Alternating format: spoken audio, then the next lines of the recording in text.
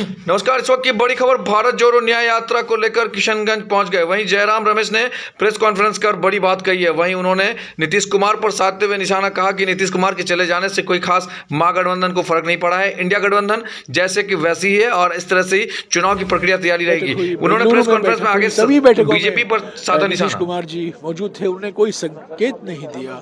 बिहार में कई नेता मौसम वैज्ञानिक होते हैं। बिहार में कुछ ऐसे नेता हैं, आया कुमार गया कुमार, गिरगिटों का को कड़ी मुकाबला देते हैं, वो कड़ी टक्कर देते हैं।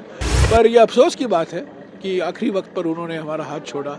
ये बिल्कुल विश्वासघात है। सही वक्त पर बिहार की जनता, जागृत जनता, नीतीश कुमार जी और प्रधानमंत्री को जरूर जवाब देंगे। यहाँ से हम किशनगंज जा रहे हैं। फ्लैग हैंड ओवर होगा किशनगंज में, अशफाकुल्ला खान स्टेडियम।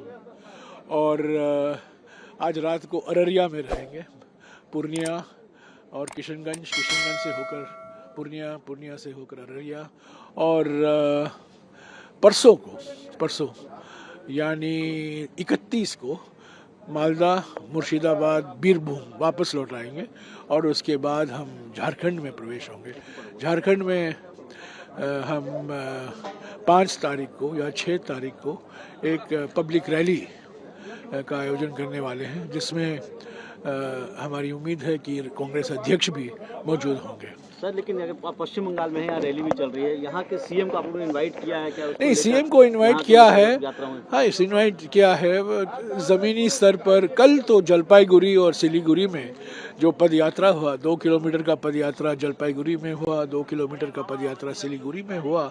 और हमें उम्मीद ही नहीं थी कि इतनी भारी मात्रा में महिलाएं, युवा, बुजुर्ग, बच्चे, सभी लोग सड़क पर आए हैं, उतरेंगे, छत पर खड़े हुए हैं, बैल्कनी पर खड़े हुए हैं, भारत जोड़ो न्याय यात्रा का स्वागत कर रहे हैं। मैं नहीं कह रहा हूँ ये सब लोग हमें वोट देंगे, वोट नहीं, पर ये रिस्पॉन्स है ना, ये कितना ऊर्जा था वहाँ और इतना उत्साह था। उसी रिस्पॉन्स पे बोल रहा हूँ कि आप लोग सीट शेयरिंग को लेकर बातचीत कर रहे हैं? नहीं, देखिए, ये इससे सीट शेयरिंग, इससे चुनाव का क्या असर होगा, ये हमारे संगठन पर निर्भर करता है। ज़मीनी स्तर पर अभी भी कल हमारे कुछ पोस्टर निकाले गए, हमारे कार्यकर्ता नाखुश हैं, हमारे कार्यकर्ता नाराज़ हैं। पर ममता जी तो इंडिया गठबंधन का एक बहुत महत्वपूर्ण हिस्सा है ना, तृणमूल कांग्रेस। और वो इंडिया गठबंधन उन्होंने कहा, दोहराया है कि मैं इंडिया गठबंधन से के हिस्सा होकर ही लड़ूंगी, मैं इंडिया गठबंधन को और मजबूत करूंगी।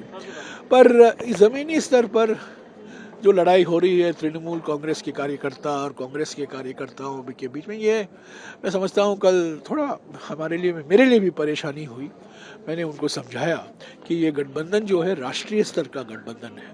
राज्यों में हम लड़ाई कर सकते हैं, जैसे कि केरला में हम वामपंथियों के साथ लड़ते हैं, गालियाँ देते हैं, शोर शराफा होता है, एक दूसरों से हम लड़ते रहते हैं, पर राष्ट्रीय स्तर पर हम लड़ते नहीं हैं। तो ऐसे ही कुछ फॉर्मूला हमें ढूंढ निकालना होगा।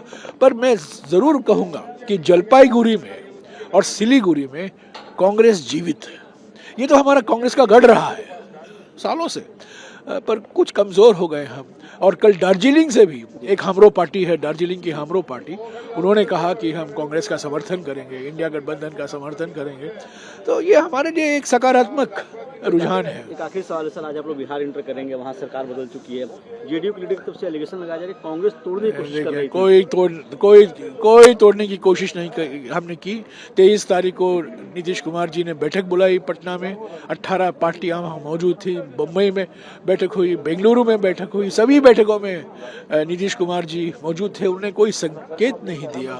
पर बिहार में कई नेता मौसम वैज्ञानिक होते हैं। बिहार में कुछ ऐसे नेता हैं, आया कुमार गया कुमार, जो गिरगिटों का को कड़ी मुकाबला देते हैं, वो कड़ी टक्कर देते हैं। पर यह अफसोस की बात है कि आखिरी वक्त पर उन्होंने हमारा हाथ छोड़ा। ये बिल्कुल विश्वासघात है। और बिहार की जनता उनको और उनको नचाने वाले जो बैठे हुए हैं, जो मुहूर्त ढूंढते हैं दिल्ली में बैठकर, 14 तारीख को जब भारत जोड़ो न्याय यात्रा निकाला गया मणिपुर से, उस दिन मिलिंद देवरा को उन्होंने भगा कर ले गया। आज जब हम बिहार में प्रवेश होने वाले हैं, कल नीतीश कुमार को उन्होंने भगवाया। तो ये सब सही वक्त पर बिहार की जनता, जागृत जनता, नीतीश कुमार जी और प्रधानमंत्री को ज़रूर जवाब देंगे।